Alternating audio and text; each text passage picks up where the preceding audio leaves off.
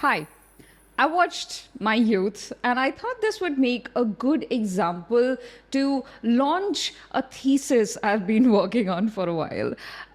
This is based off an idea I've had that there are two schools of storytelling that have been taking shape in Dramaland for a while. Not just K-Dramaland, but also C-Dramaland, which are my two most frequented Dramalands.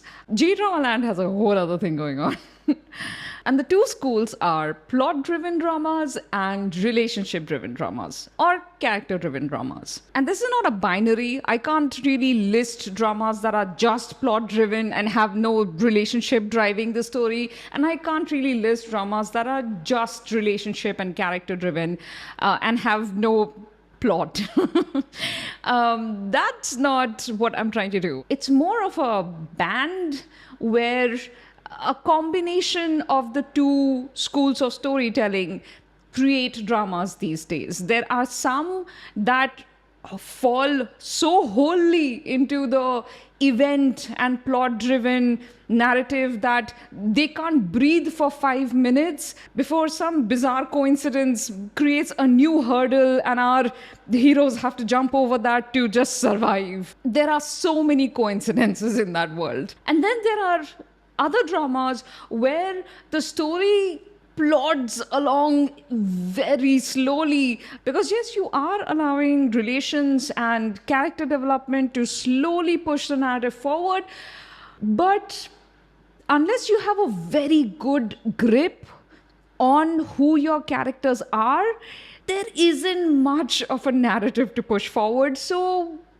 then it's a very boring drama to watch. But the good news is that the heavy plot-driven narrative of the 2010s was really exhausting my love for K-dramas. But now that some of these dramas have started allowing the character to do more of the driving, that I feel like I'm getting to eat better. Because the stuff that I like the most about Korean storytelling is the relationship. So let me start talking about My Youth. And hopefully, with examples, I can start making my case here. By the way, my thesis is going to take a few videos. So I'm going to be talking about the plot-driven versus character-driven storytelling formulas for a while. I had been thinking of doing like this one big video essay where I bring out all of the examples and just like dissect each plot. But what ended up happening was, as often happens with theories, you end up cutting out the nuances, trying to get the examples to fit your categories. And I don't want to do that.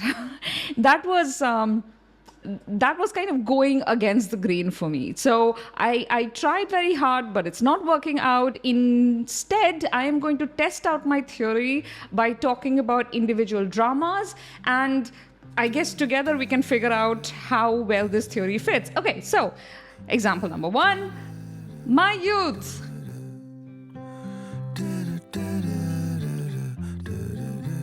So My Youth looked like the kind of drama that I would usually pass over. The only reason I didn't was because Chun Woo-hee is in it, and she is kind of my I have to watch this because she's in it actor. Like, even if it's not a genre that I would usually try out, if she is in it, my hands are tied. I have to watch it. One of the reasons that I was kind of hesitating getting into it was because it has Song Joong-ki.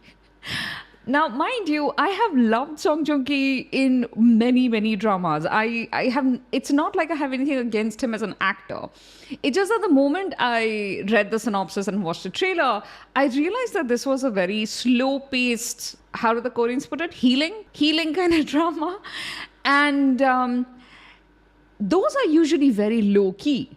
And they cast actors who are usually very low-key, as in they are either up-and-coming actors or actors who just haven't been very prominent in big projects lately. And Song Joong-ki simply doesn't have that problem. He's like outside that tier at this point. He can come in and do a drama once in 5 years and he would still be at the top of the tier. So for him to choose a drama like this, I was like, what am I missing? is this drama going to end up being way more convoluted than it appears? Do I really want to risk going into it? And I have to admit that I was half right and half wrong, in that the drama is actually exactly what it appeared to be in the trailer and the synopsis. It is a very low-key, slow-paced, relationship-driven drama. But it does get a little convoluted, and I was like, yeah, it makes sense. When it happened, I was like, yeah, sure. There's no way Song Joong Ki would have just, I don't know, maybe it's a prejudice. I thought there's no way. Because actors like him at this point, they have to be the center of the narrative. They can't just be part of an ensemble or part of this slow-paced romance story where the relationship development is what takes up all of the time. No, he has to be like the center of the world. Everything needs to revolve around him. And that does happen a bit over here. But putting my prejudice aside, mostly this is again a very sweet and warm and just, this is the kind of drama that I had no problem watching slowly over the last, 3-4 days. I've gone through like 10 episodes. There are, I think, 2 left. Actually, 2 left. There are 2 episodes left. And the only reason I'm recording this right now instead of after the drama's over is because this is not a drama that made me have very strong feelings. And I have noticed a tendency in myself to I don't feel like recording my thoughts about a drama once it has ended if it did not leave me with a strong feeling. And occasionally I will, if something about the story stayed with me in a positive or a negative way. But I didn't think this one would in either way. So I want to talk about it now while I still have thoughts about it and I haven't said my goodbye, as weird as that is. First, let me tell you what this drama is about. In case you haven't watched it, but you're still watching this video for some reason, there are going to be spoilers here, okay? So My Youth is about these 2 people who met when they were teenagers, and actually they first met when they were very young, but the more important meeting was when they were teenagers. And for a brief summer or so, they kind of became friends until the girl confesses her feelings to the boy, but the boy is in such pecuniary situation, plus he has way more responsibilities than any child his age should shoulder. He rejects her. This hurts her feelings, and then, a lot of other stuff happens. They don't meet for a good amount of years. And then in their 30s, they happen to meet again. And this is them being reunited and sort of slowly falling in love again, and then trying to have a relationship despite certain obstacles cropping up. That is pretty much all this drama is. It is peppered with a bunch of other characters, all of whom kind of feel incomplete, like the writer didn't really put much thought into giving them inner worlds. Like there are these 2 characters, the secondary romantic couple, and their innermost thoughts and tragedies are expressed by blowing bubbles together on the roof, which is very quaint and whimsical and sweet. The problem is that the quaint and whimsical and sweet thing is supposed to be a stand-in for how deep they are, but there isn't actually much depth there. Like, they are very surface level people. Like, they're nice people. They do nice things and they are nice and they are very good friends to the leads. And their romantic interactions are cute, but there isn't anything going on underneath the surface for either of them. Like, sometimes you think, oh my God, did I spot a conflict in their life? And then it never comes up again. And that is pretty much how majority of the characters, aside from our central romantic pair, are in this drama. The fun thing is that this drama has been written by Park Shi-yeon, who was also the writer of Run On. Seriously, one of my favorite dramas.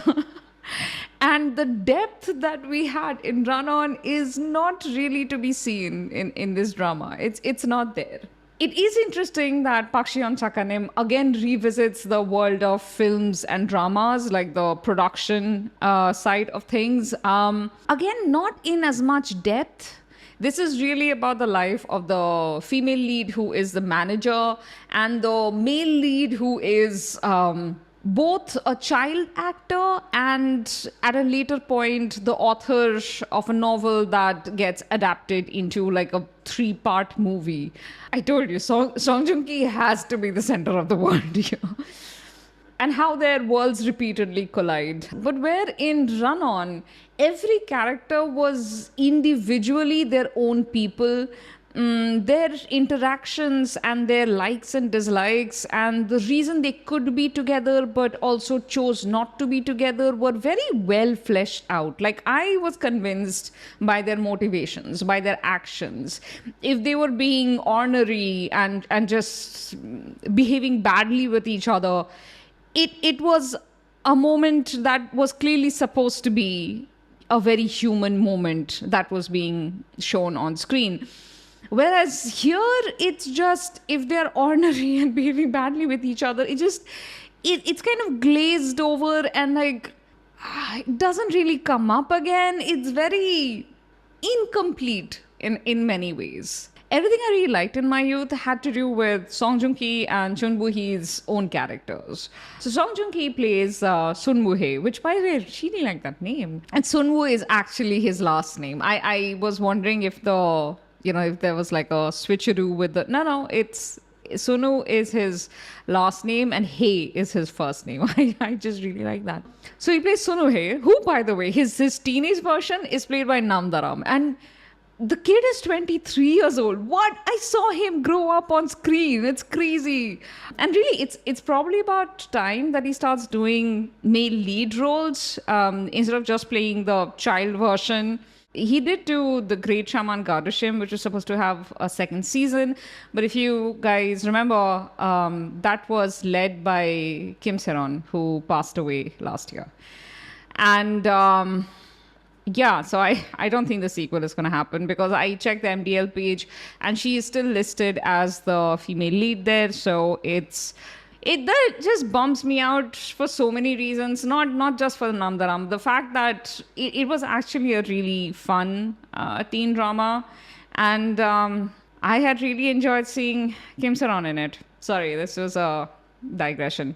Okay, back to my youth. So yeah, his teenage version was played by Namdaram. So teen Sunuhe is really going through it. His mom had fallen into a scam when he was a child and lost their money, but also that scam had lost a lot of other people their money, and for some reason they decided to blame like a 12-year-old child for it. Anyway, so he was tasked with paying that back. His dad is an extremely punchable character, and it bugged me so much throughout this drama that he was not portrayed as a punchable character. Like, Sunohe has anger towards his dad, but his dad was kind of portrayed as like this helpless, soft-headed sweetheart who needs protecting, who just keeps going around hooking up with different women, but it's okay because he's like so innocent, and isn't that just fine?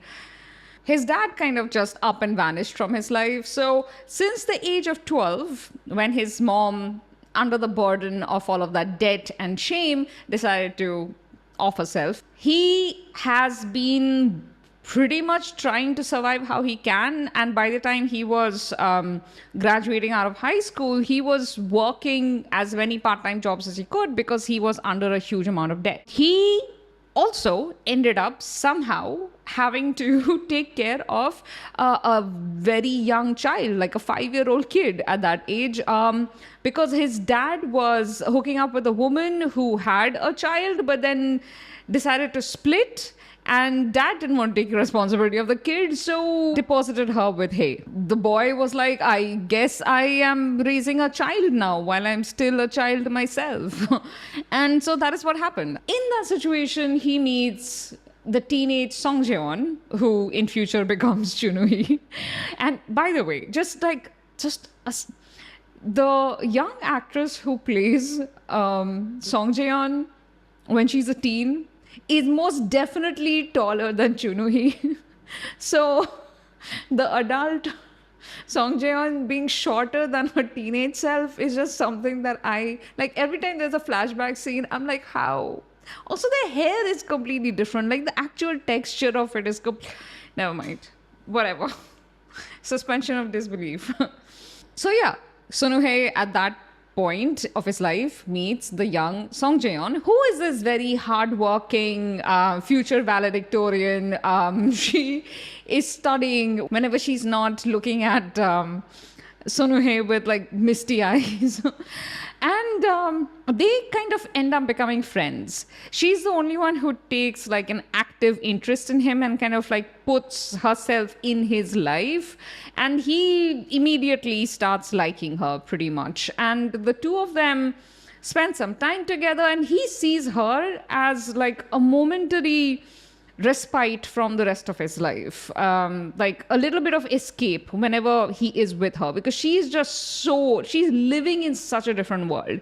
She comes from a wealthy family, her future has pretty much been secured, she is obviously going to go to a very prestigious university, she has all of the privileges and benefits of the world, whereas he has none, including parents who would, I don't know, take care of him. He does have one other person who's taking active interest in him, which is a slightly younger boy who is the son of the woman Sonuhei's dad ends up marrying around this time. And this boy, like, they go to the same school at this point, and this boy is initially prepared to hate Sonuhei, but absolutely can't. And this is our second male lead, only like he has a secondary love line, like it has nothing to do with the main pair, and he ends up being more like a brother character to Sonuhei. So this is Kim Seok-ju, and again it's really adorable. He really likes Sonuhei. He just decides that Sonuhei is a person worth liking and respecting, so he just stays in Sonuhei's life. At one point, teenage Sonuhei, who was bringing up 5-year-old Nuri, starts getting his enlistment calls. And he can't really postpone it. I suppose you need a compelling reason to keep postponing it. I don't know. Maybe he can't postpone it. But now he's like, where do I put this 5-year-old while I have to go and serve at the military? And his dad had just like flippantly said, oh, we'll take her to an orphanage. And Sonuhei was like, the heck you are. No, you're not. So he didn't know what to do with this child, which is when Seok-ju, the real sweetheart that he is, stepped in, took the child and brought him home. And the bizarre thing is that Sonuhei's stepmom and Seok-ju's mom at this point has this odd idea that 20-year-old Sonuhei is the father of Nuri, and neither her idiot husband nor her son apparently thought to clear the issue up, and she continues to believe this for years, like decades. Certain assumptions and beliefs and just character decisions are very odd in this drama. I can completely understand all of Sonuhei's decisions. I can completely understand all of Song Jae-yeon's decisions. I can't, for instance, understand Seok-ju's decisions. Because yes, this young boy is very kind, and he kind of ends up co-parenting Nuri for the, next 10 years. But he brings this child for 18 months to his own home, and apparently neither his mom nor the Ajushi, who clearly knows where Nuri has come from, has much interest in the child or says much about it. Mind you, Seok-ju is at this point in the college-going age. So what is happening here? This is not realistic. Anyway, so I'm just taking you through the general narrative because all of the things that are interesting about these characters are just this deep. Like, it's not much deeper than this. Okay, back to our romance though. So Jaeyeon being friends with teenage Namdaram, teenage Sonuhei, ends up confessing her feelings for him, and he clearly has feelings for her, but he is, juggling part-time jobs, barely able to graduate, and bringing up a 5-year-old child. He's in no state to be like, yeah, let's date next year when we are in college. No, because she can only envision a future where they go from school to college. He can't envision a future where he goes to college. Very, very reasonable reaction. So he's like, no, I can't. It's me. I'm the problem. I can't. And she's like, how dare you? You don't like me. How dare you spend time with me? And then she just huffs off. And again, I completely understand. If I was teenage Jaeon, I would have exactly the same feeling, because she's a teenager. Her feelings are hurt and she's very embarrassed. She overreacts. Unfortunately, this is pretty much the end of their interaction for the next dozen years. Both go in different paths. And then the next time they reunite, Song Jae-on, instead of going her college route and becoming like a doctor and engineer or something, she ends up becoming a talent manager for an entertainment company. Whereas Son Woo-hee ends up becoming a flower store owner who still does part-time work for, there is another Hyung, Yeonu, who also has been kind of taking care of Son Woo-hee since he was a teenager. I mean, just like sort of making sure he's alive and fed, and if he needs a part-time job, he gets one. And so they're still friends. And the way this reunion happens is, remember that Son Woo-hee used to be a child actor? He was a very, very popular child actor. And the character that he played, Bebop, and the character's sister, Beat, were apparently very, very popular nationwide. And so many years later, at this point, Jaeon's friend, who's a producer, is trying to bring these child actors together for like a sort of a nostalgia-based 2-part docu-series. And Son Woo-hee has basically been just ghosting the producer, not taking her calls, just refusing all offers of any kind of documentary. He just does not want to be exposed to the paparazzi the way he was as a child. He went through a really traumatic event, the death of his mom, and whether he was crying at the funeral or not was all broadcast across the nation. It was very violating. Again, all of these motivations make complete sense, right? But not to Jaeon. When she comes to his flower shop and he's like, yeah, I don't want to be cast in a documentary. Her reaction is, but why not? It's such a good project. And he's like, yeah, no, nice to see you though. But no. And she's just very puzzled. And I am very puzzled. Like, I don't even know Son Woo-hee's backstory at this point, because the drama just drip feeds us the backstory over like the first 4 episodes. But a child actor who, as an adult, who's doing a labor-based job, does not want to be exposed to the general public through television again? Oh my God, color me surprised. This woman works in the entertainment business. Why is she confused? Anyway, so apparently she has no idea how bad child actors had it. Or the specifics of his story, which is again very weird because she was a fan of Bebop and Beat and knew him when he was a child actor, remember? Anyway, let's just go with it. She has no idea why he's saying no. Eventually figures it out though once nasty articles start coming out. And she's like, oh my God, I had no idea. I did this to you. Okay, I'm being so nasty about this drama. I really like Son Woo-hee's character here, Jaeon.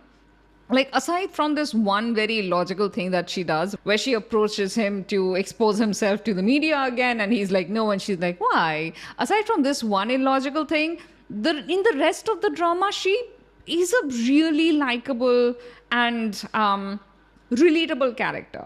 I genuinely just really like her. And Chun Woo-hee doesn't have a lot of dramas where she just does, a simple character like this, someone who's just, a white collar worker, and her worries are limited to how to manage her talent and make sure the production goes well.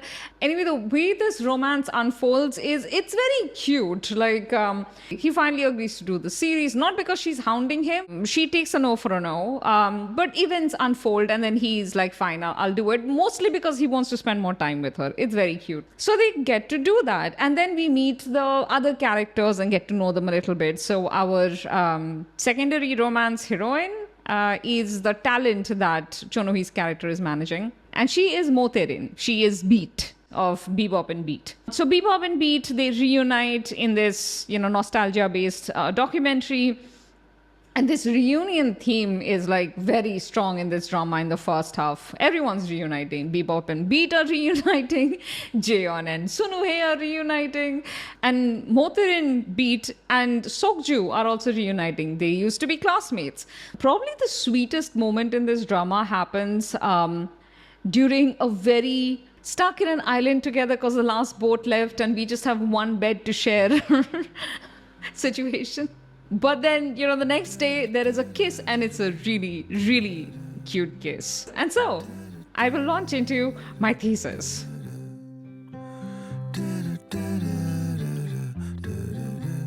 My Youth tries to be a relationship-driven drama where the central characters and their motives and their feelings and their aspirations and their struggles are what is driving the story. And external conflicts come in sometimes, but not very frequently. A good example of this kind of structure is this same author's previous work, Run On, where there is an inciting incident, the reason our leads meet, but subsequently how they start working together, how they enter a friendship and later a relationship, and why things become difficult between them, all have to do with intersections of relationships with friends and with family and also with personal ambitions. It's a very, very character-driven drama, which is often why Run On is hard for a lot of people to watch, because it's very character-driven, which means unless you have a very good grasp on the character as the audience, and this is not a test of intelligence, it's more like how much do you relate to the character. So unless you as the audience are able to relate to the characters, you are likely to be very bored very quickly, or at least very dissatisfied with the narrative, because you just don't understand why the characters are doing what they're doing. I did relate to the characters, not to the female lead, but to the male lead, as well as to the secondary couple. I really like them. Like Sodana lives on in my heart. But I know plenty of people who did not enjoy Run On.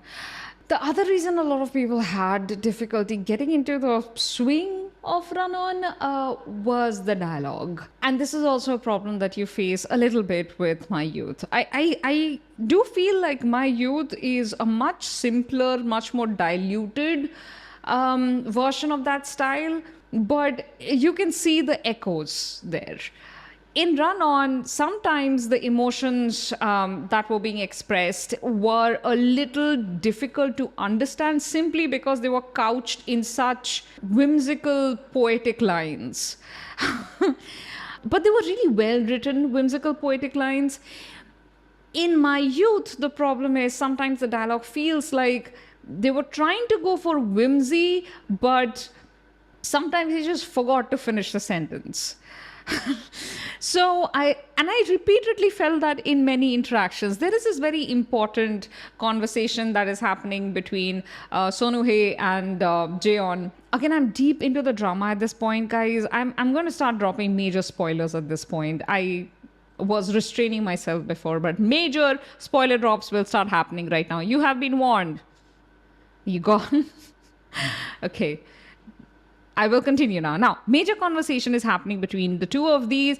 Chun Woo-hee wants to end things with Jaeon. They have barely started, but he wants to end it because he just found out that he might be dying.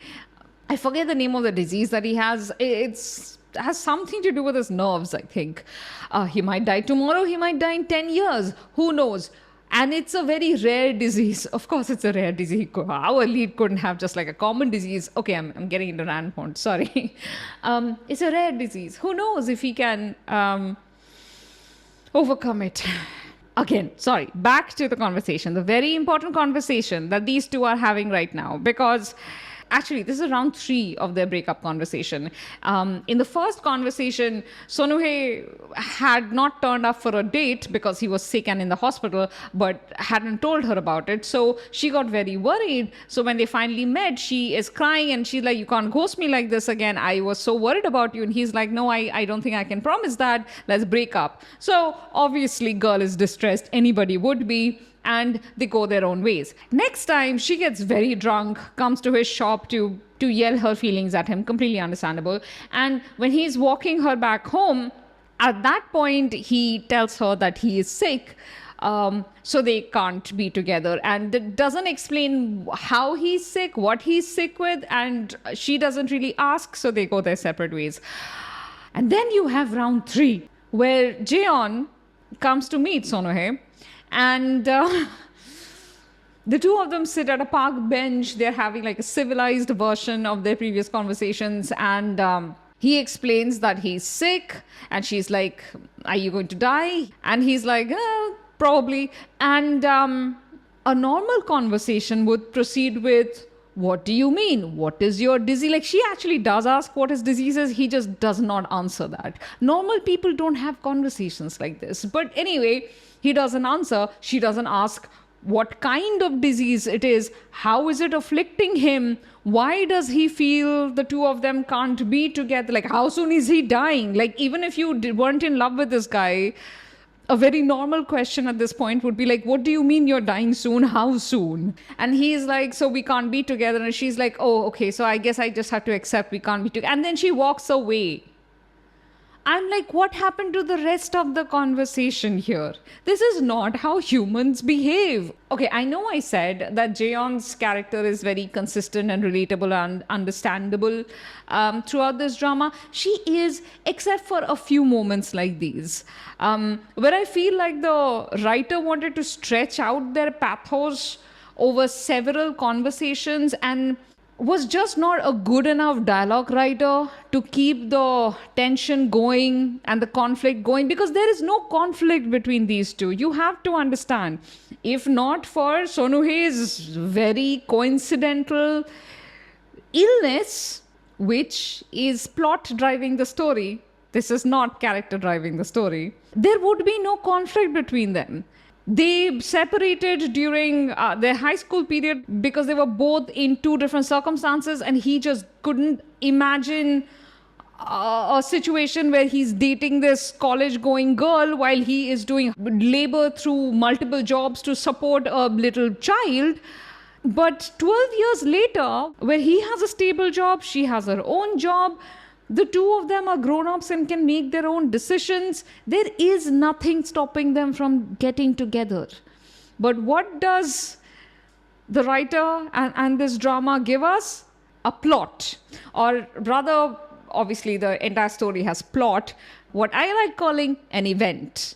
An event is a thing that comes out of nowhere. It's basically usually an external conflict and not born of emotions or any kind of ideological differences. It's an external thing that suddenly happens and shocks everyone, and then you have to scramble to react to that situation. So it's an event. And so the drama has an event. The event is Son-woo-hee apparently has had a long illness that we just were not informed of until episode 5, when suddenly we find out that he has regular checkups, and in the most recent checkup it turns out that his disease has progressed. And so now we have to spend the next 4 or 5 episodes kind of grappling with that. Meanwhile, in the female lead's life, she's working for an entertainment company, right? Again, she has no issues. She has a talent who's a really lovely friend to her, that's Motherin, pretty much her bestie. And she has a boss who respects her opinion. She genuinely seems to like doing her work. Where is the struggle there? There isn't one until an event happens. And what is this event, you ask? Her entertainment company signs an actor whose wife doesn't like Jaeon. No explanation given. We never meet this wife. At least we haven't met her till now. We never even meet this actor. But because the entertainment company wants to sign this actor so bad, they agreed to ask Jeong to stop being a manager. Like, she doesn't need to be fired, she just needs to stop being a manager. Which is a wild request, because I can understand the actor or the actor's wife being like, she would better not be managing this actor. Everyone would be fine with that. But to say she cannot be a manager in this field ever is... we are not given any reason or context for this. And this is the event. It changes the trajectory of Jeong's life. And now Jeong has to grapple with her heartbreak because the love of her life refuses to be with her because he might die.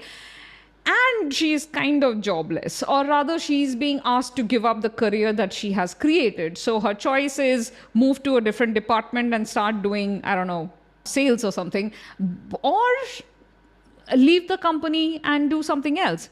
I honestly really like this scene that happens right after her meeting with the CEO. Like, she has a very dignified exit where she's like, I'm just going to take a holiday, like sort of to buy herself time to figure out what she wants to do. And she gets into her car and then she starts crying because the car belongs to the company. And then she gets back to her apartment and she's crying and falling on the floor because the apartment is expensive. She can't afford it without salary from the company.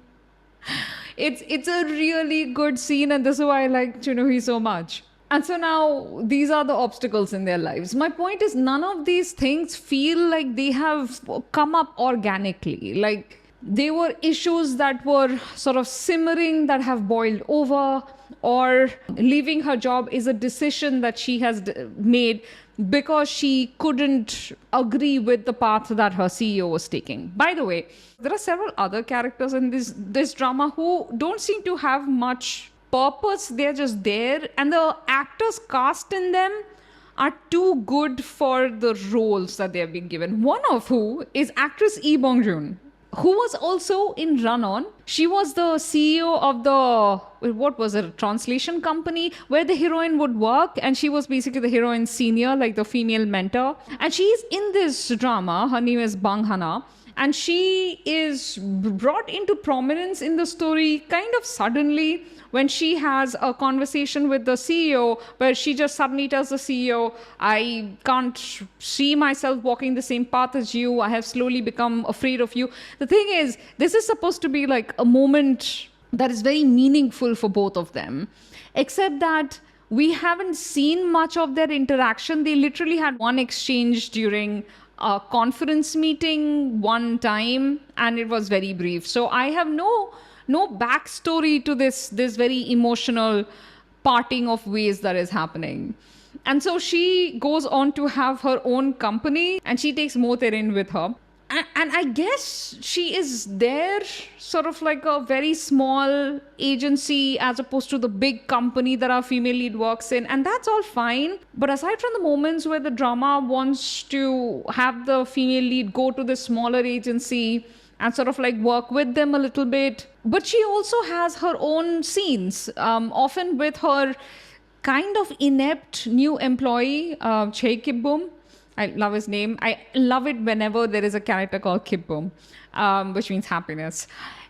And he's a very happy person, which is fine. But it's almost like comic relief moments between important scenes, and they're not actually funny. So they don't even fulfill that purpose. And I'm like, why are you wasting such good actors on scenes like this? Like, I don't understand the purpose of these scenes. And here I want to talk about Law in the City, a drama that is mostly about the friend dynamics of this group of lawyers, but also about their feelings towards the cases they're dealing with on a daily basis. And the cases are less important than their moral and ethical stance, how their clients behave with them, how other lawyers behave with them, how they deal with different situations, what are their emotions after they have done something that they are ashamed of or something that they are not too proud of. That is what was driving Law in the City, which is what made it such a compelling watch for me. You can argue that the cases themselves were events, and I would agree with you, but this is a very good use of plot in an otherwise relationship and character driven story, where the cases became the inciting incidents that allowed them to experience different emotions, but the flow of the narrative wasn't changing drastically with the entry of each event. Do you know what I mean? Like, these weren't external conflicts, but just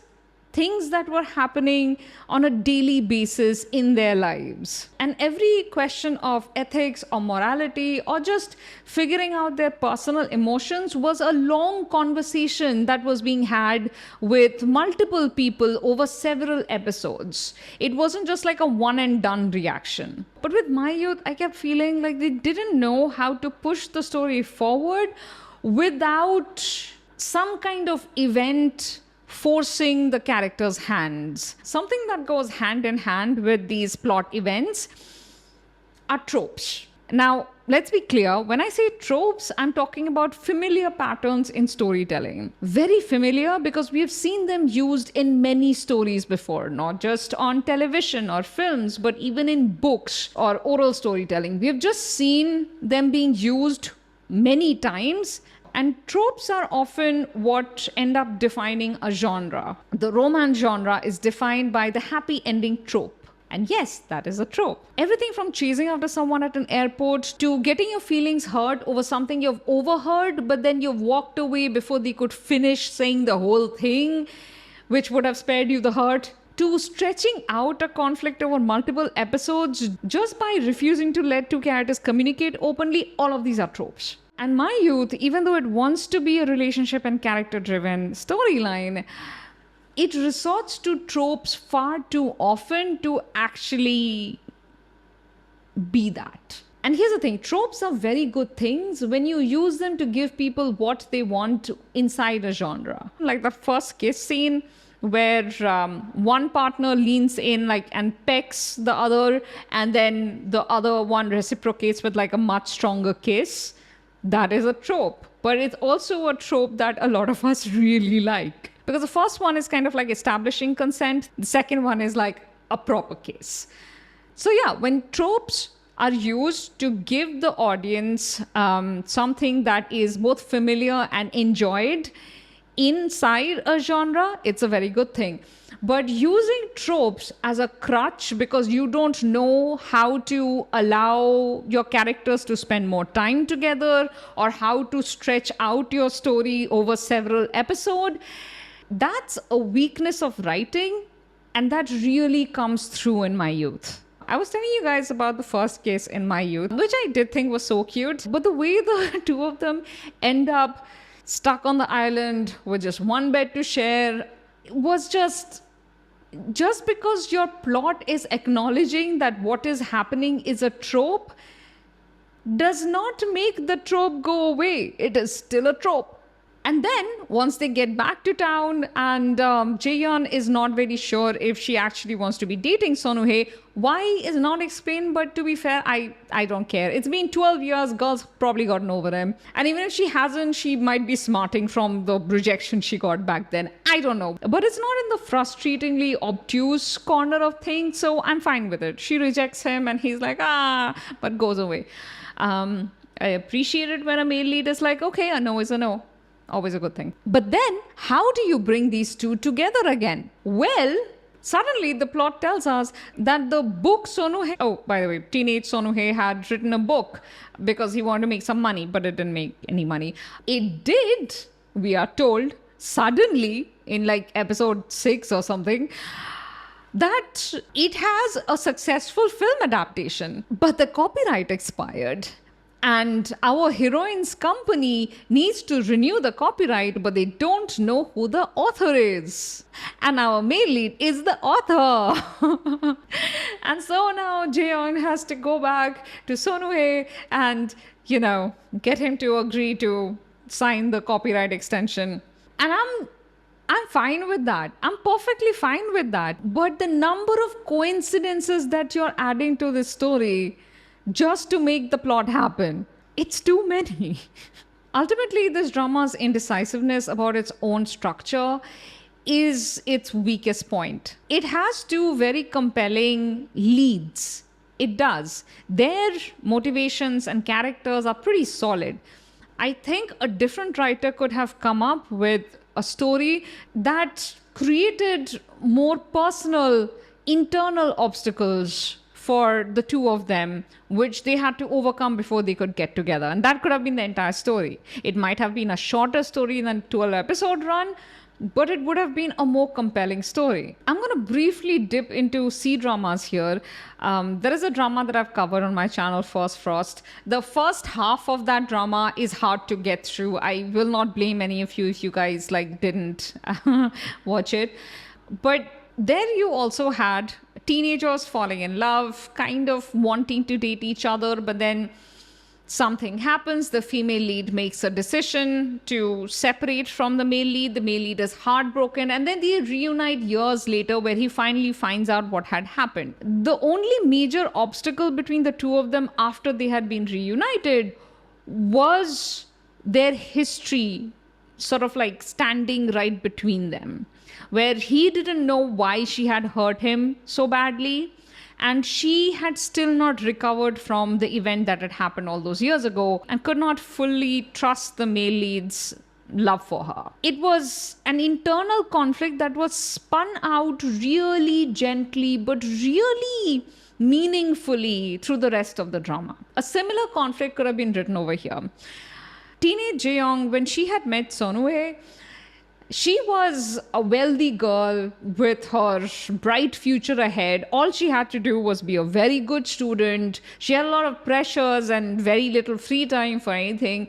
But she was a pretty happy girl regardless. Around the same time when Chun Woo-hee rejects her and she stops talking to him, her family goes through bankruptcy. And her golden future starts becoming shaky. Now she has all the pressures of the world that she didn't have before. And even though she gets into the best college in the country, she can't keep up with the pressure. She's not enjoying her studies anymore. She's completely lost. I really feel like they could have done more with her interiority at this point. It's possible to write a version of Jaeyoung who has a deep complex that developed around this time.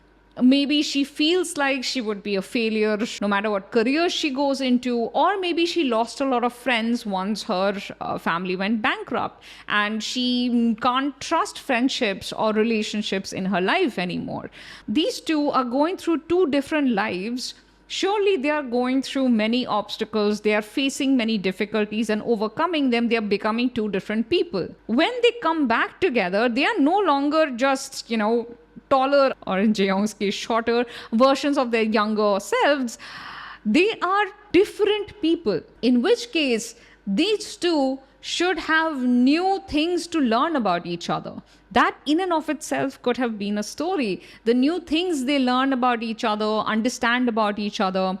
In many ways, I feel like Dr. Slump did this better. Again, Dr. Slump had pretty definitive, inciting events happening at the beginning of the story where their careers crumple. But there is a period of several episodes in the middle where the two of them are just getting to know the adult versions of each other and reminiscing over their teenage years when they used to be academic rivals and getting a new understanding of what each was going through back at that point. I would actually say Dr. Slump is a very good example of a drama that blended relationship-driven story and event-driven story really well, where it fell more towards the events and tropes side of things, but they allowed the two to have enough conversations, enough straightforward conversations, where their feelings were slowly revealed, the slight differences in their worldviews were revealed, their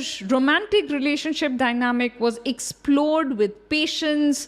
And even when the tropes cropped up and you knew exactly the predictable way these scenes would play out, the drama didn't feel predictable overall because it used the tropes more as garnishing than as a crutch. In important moments, when you wanted the characters to have a very difficult conversation, they would get interrupted once maybe, but not a second time. Characters wouldn't just develop amnesia and not follow up on it. They would realize that an important conversation was interrupted and they would follow their hunch and then go and have that conversation. Like, what I'm trying to say is that Dr. Slump remembered to prioritize what makes sense for these characters to do over what plot formula can I use just to get to the next episode. Anyway, so this was my first case study. Let me know how I did, if I convinced you guys at all. I will have multiple other dramas that I will bring up, and then bring up plot structures and character-based storytelling and event and trope-based storytelling. And we will have time to explore this. In the meanwhile, if you have watched My Youth or were planning to, let me know your thoughts. And I will see you next time. Bye.